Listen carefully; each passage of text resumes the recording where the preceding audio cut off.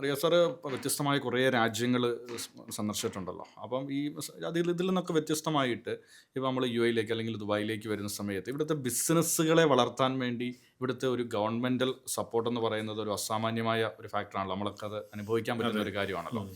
അപ്പോൾ അതിനെക്കുറിച്ച് കുറച്ചിൻ്റെ ലീഗൽ സൈഡുമായിട്ട് നിങ്ങൾ അടുത്ത് നിൽക്കുന്നുള്ളതുകൊണ്ട് കുറച്ചുകൂടെ ആധികാരികമായി പറയാൻ പറ്റും. ഇവിടുത്തെ ഗവൺമെൻറ്റൽ തലത്തിലേക്ക് നമ്മൾ അപ്രോച്ച് ചെയ്യുമ്പോൾ ഒരു ബിസിനസ് ഇവിടെ വരണം, അല്ലെങ്കിൽ ഒരു ബിസിനസ് വളരണം എന്നുള്ളതിൽ വളരെ ഒരു ഫ്രണ്ട്ലി അപ്രോച്ച് ഇവിടുത്തെ ഗവൺമെൻറ്. അതെന്താ പറയുക, അത് ചരിത്രപരമായിട്ടുള്ളൊരു കാര്യമാണ്. അതായത് ഈ ദുബായ് എന്ന് പറയുന്ന ഒരു മണ്ണ് ബിസിനസ് മണ്ണാക്കിയതിൽ ഇപ്പോഴത്തെ റൂളറുടെ ഫാദറായിട്ടുള്ള ഷെയ്ഖ് റാഷിദ് അൽ മക്തൂം അദ്ദേഹത്തിൻ്റെ ഒരു വലിയ വിഷൻ ഉണ്ടായിരുന്നു. പണ്ടിന് ഡ്രൈ ഡോക്ക് കൊണ്ടുവന്നു, ചിന്താക്ക ടണൽ കൊണ്ടുവന്നതൊക്കെ അതെ. അതെ.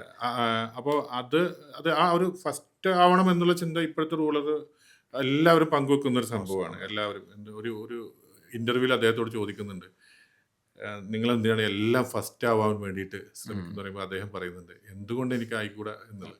ആ ചിന്താഗതിയിൽ നിന്നാണ് എല്ലാത്തിൻ്റെയും ഇൻഫ്രാസ്ട്രക്ചർ വരുന്നത്. അപ്പോൾ ഇവിടെ ഏറ്റവും നന്നായിട്ട് സർവീസ് കൊടുക്കുകയും ഏറ്റവും നന്നായിട്ട് ജനങ്ങളോട് പെരുമാറുകയും അത് എടുത്തു പറയേണ്ട കാര്യമാണ്. ഇവിടെയുള്ള ഓരോ ലോക്കൽസും നമ്മളെ സഹോദരങ്ങളായി കാണുന്നു. അത് വലിയൊരു ഘടകമാണ്. ഈ എൻഡയർ GCCയിൽ ഏറ്റവും കൂടുതൽ ആ വിഷയത്തിലൊരു ഏറ്റവും പൊളൈറ്റ് ആയിട്ടുള്ള ഒരു കമ്മ്യൂണിക്കേഷൻ എന്ന് പറയുന്നു. കാരണം ഞാൻ മറ്റേ GCCയിലെ ആളുകളുടെ അത്ര അടുത്ത് ഇടപെടാനുള്ള അവസരം കിട്ടില്ല. പക്ഷെ ഇവിടെ നല്ല രീതിയിൽ പെരുമാറുന്നു, നമുക്ക് എല്ലാവിധ സ്വാതന്ത്ര്യം കിട്ടുന്നു. ഈ ഒരു മണ്ണിൽ നിൽക്കുമ്പോൾ നമ്മുടെ നാട്ടിലാണെന്നുള്ള പ്രതീതിയാണ്. അല്ലാതെ നമുക്കൊരിക്കലും പുറത്താൻ തോന്നില്ല. കാരണം ഇവിടെ അമ്പലമുണ്ട്, നമുക്ക് എല്ലാ സഭയ്ക്കുള്ള ചർച്ചുകളുണ്ട്.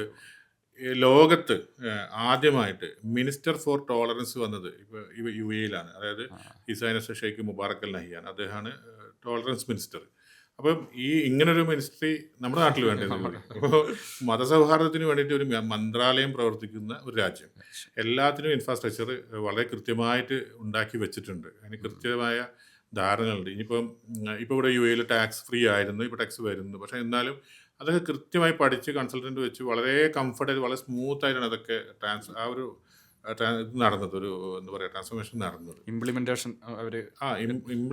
ചെയ്യുക എന്ന് പറയുന്നത്, ഇവിടെ ഒരു സാധനം പ്രഖ്യാപിച്ചാൽ അത് ഇംപ്ലിമെന്റ് ആയിരിക്കും. അതിപ്പോൾ ഒരു റോഡ് വരുന്നു പറഞ്ഞാൽ വന്നിരിക്കും, അത് കുറച്ച് ദിവസത്തിനുള്ളിൽ കാണാതെ എന്ന് പറഞ്ഞ പോലെ ആ ഒരു ഇതുണ്ട്. അതിൻ്റെ അപ്പുറത്തേക്ക് ഇനി ലീഗലിൻ്റെ കേസ് ആയാലും ഒരു ബിസിനസ് തുടങ്ങാൻ നിങ്ങൾ ആഗ്രഹിച്ചാൽ നിങ്ങൾക്ക് ഒന്നും ചെയ്യാനില്ല. സത്യത്തിൽ ഒരു കൺസൾട്ടൻസി പോലും ഇല്ലാതെ നിങ്ങൾക്ക് സ്വന്തമായിട്ട് ബിസിനസ് തുടങ്ങാനുള്ള എല്ലാ സൗകര്യങ്ങളും ഇവർ ഇൻവെസ്റ്റ് ഇൻ ദുബായ് എന്നുള്ള വെബ്സൈറ്റിലൊക്കെ ഉണ്ടാക്കി വെച്ചിട്ടുണ്ട്. പിന്നെ ഞങ്ങളുടെ കൺസൾട്ടൻസിൻ്റെ പ്രസക്തി വരുന്നത്, നിങ്ങൾ ലൈസൻസ് ഉണ്ടാക്കുന്നതിൻ്റെ അപ്പുറത്തോട്ട് പലർക്കും പല മെമ്മോറാണ്ടം ഓഫ് അസോസിയേഷൻ എങ്ങനെ ഉണ്ടാക്കണം, ഡ്രാഫ്റ്റ് ചെയ്യണം, അല്ലെങ്കിൽ അതിൻ്റെ ക്യാപിറ്റൽ എങ്ങനെ വെക്കണം, സിഗ്നേറ്ററി എങ്ങനെ വേണം, അങ്ങനെ തുടങ്ങി കുറേ ചോദ്യങ്ങളുണ്ടോ പാർട്ണർഷിപ്പ് ബിസിനസ്സിൽ. അല്ലെങ്കിൽ കൃത്യമായിട്ടുള്ള ആക്ടിവിറ്റീസ് എങ്ങനെയാണ്, അല്ലെങ്കിൽ എവിടെയാണ് വെയർ ഹൗസ് എടുക്കാൻ നല്ലത്, അല്ലെങ്കിൽ ഞങ്ങൾക്ക് ഇന്ന ആക്ടിവിറ്റിക്ക് വരെ ഇന്നത് എടുത്താൽ മതിയോ, അങ്ങനെ പല ചോദ്യങ്ങൾ മനസ്സിലുണ്ടാവും.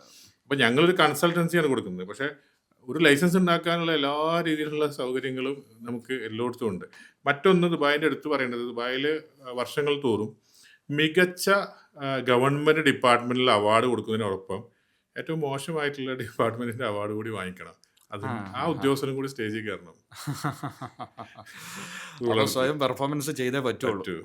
അത് അങ്ങനെ അത്രമാത്രം ജനങ്ങളോട് ഇടപഴകാത്തതിൻ്റെ പേരിൽ, ഞാൻ ഡിപ്പാർട്ട്മെൻറ്റും ആളെയും പറയുന്നില്ല, പക്ഷെ ജനങ്ങളോട് ഇടപഴകുന്നതിൽ മോശമാണ് എന്ന രീതിയിൽ ഒരു വലിയൊരു ഡിപ്പാർട്ട്മെൻറ്റ് ചെയർമാനെ ഈ അടുത്ത് ദുബായിൽ നിന്ന് മാറ്റപ്പെടുകയുണ്ടായി. അത് പത്രവാർത്തയോട് കൂടിയിട്ട്. അപ്പം അവരത് കൃത്യമായിട്ട് മോണിറ്റർ ചെയ്യുന്നുണ്ട്, ജനങ്ങളോട് ഇടപഴകുന്നുണ്ടോന്ന്, സർവീസ് കൊടുക്കുന്നുണ്ടോന്ന്. ഗവൺമെന്റൽ സിസ്റ്റം ഇതിനു വേണ്ടി നിന്നിട്ടുണ്ടെങ്കിൽ ഒരു നാട് വികസിക്കുന്നുള്ളതിന്റെ വലിയ ഘടകമാണല്ലോ സ്വാഭാവികമായി ദുബായിലുള്ള ഇത്തരത്തിലുള്ള ഇത്.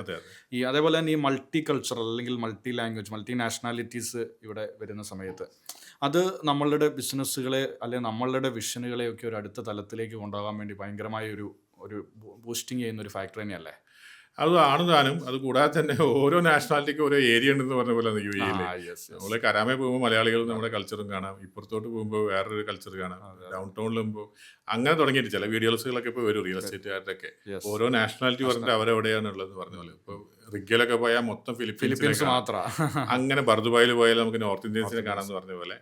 അത്രയും രസകരമായിട്ട് ജീവിക്കുന്ന വേറെ രാജ്യം ഉണ്ടാവും എനിക്കറിയില്ല. ഇപ്പൊ ദുബായ് ഐലൻഡിന്റെ ഒക്കെ വലിയൊരു പ്രൊജക്ട് വരുന്നുണ്ടോ, ഓരോ രാജ്യങ്ങൾക്ക് വേണ്ടിയുള്ള വ്യത്യസ്തമായ ഓരോ മാർക്കറ്റുകൾ പോലെ നിർമ്മിച്ചുകൊണ്ട്. അപ്പം ഇങ്ങനെ ഈ ഞാൻ ഇടയ്ക്ക് ആലോചിക്കാറുണ്ട് ഈ കടലിൽ മണ്ണിട്ട് കേരളത്തിന്റെ ഷേപ്പ് ഉണ്ടാക്കിയിട്ട് ആ ഓരോ ജില്ലയിൽ ഓരോ വീട് നമുക്ക് വിറ്റൂടെ എന്നുള്ളത് അതിന് പോലും സാധ്യതയുള്ള ഒരു സ്ഥലമാണ്. സ്ഥലമാണ് നമ്മൾ അത്. എന്ന് ചോദിച്ചാൽ അപ്പോൾ അതിന് ഒരു പെർമിഷൻ തരാനും സപ്പോർട്ട് ചെയ്യാനുള്ള ഒരു ഗവൺമെന്റ് ഇവിടെ ഉണ്ട്. ഉം, ഉം, ഉം. അതെ അതെ അതെ ഇത് നാട്ടിലെവിടെ കണ്ണൂർ. അപ്പോൾ കണ്ണൂർ ഒരു വീട് ആ ഷേപ്പിൽ ഉണ്ടാക്കിയിട്ട് അവിടെ നിന്ന് വാങ്ങിക്കണം.